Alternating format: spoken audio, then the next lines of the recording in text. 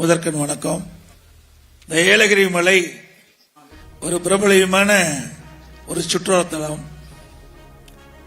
இந்த பகுதி மென்மேலும் வளர்வதற்கு அனைத்து இந்திய அண்ணா திராவிட முன்னேற்ற கழக அரசு மீண்டும் உங்களால் தேர்ந்தெடுக்கின்ற பொழுது மிகச் சிறந்த சுற்றுலாத்தலமாக உருவாக்குவதற்கு அனைத்து வசதிகளும் செய்து கொடுக்கப்படும் என்ற செய்தியை இந்த நேரத்தில் தெரிவித்து,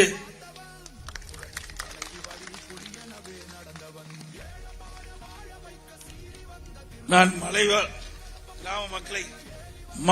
கிராம மக்களை சந்தித்த பொழுது அந்த பகுதியில் இருக்கின்ற மக்கள் சில கோரிக்கைகளை வைத்தார்கள்.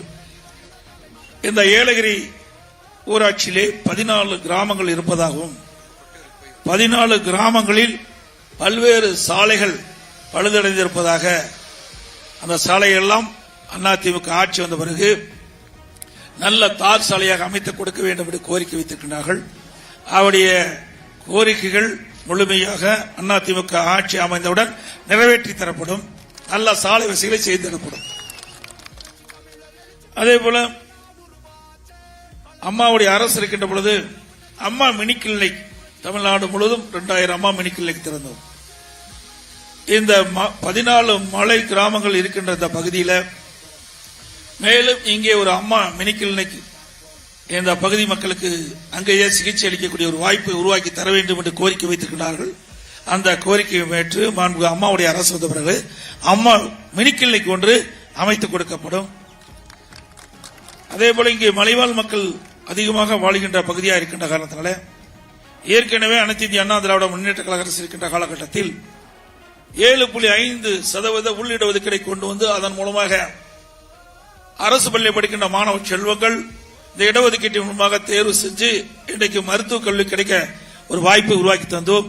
இந்த மலைவாழ் மக்களுக்கும் மலைவாழ் கிராமம் இருக்கின்ற மாணவ மாணவிகளுக்கு தகுந்த பயிற்சி கொடுத்து அவர்களுக்கும் இந்த இடஒதுக்கீட்டின் மூலமாக மருத்துவக் கல்வி கிடைப்பதற்கு அதிமுக அரசு நடவடிக்கை எடுக்கப்படும். அதேபோல குடிநீர் வசதி வேணும் என்று கேட்டிருக்காங்க. பாதுகாக்கப்பட்ட நல்ல குடிநீர் வசதி 14 மலைவாழ் கிராமங்களுக்கும் நீங்கள் அந்த வாய்ப்பை ஏற்படுத்தி தர வேண்டும் என்று கேட்டிருக்கிறார்கள். அதுவும் ஒரு நியாயமான கோரிக்கை. அதிமுக அரசு வந்த பிறகு பாதுகாக்கப்பட்ட குடிநீர் இந்த கிராம மக்களுக்கு வழங்கப்படும்.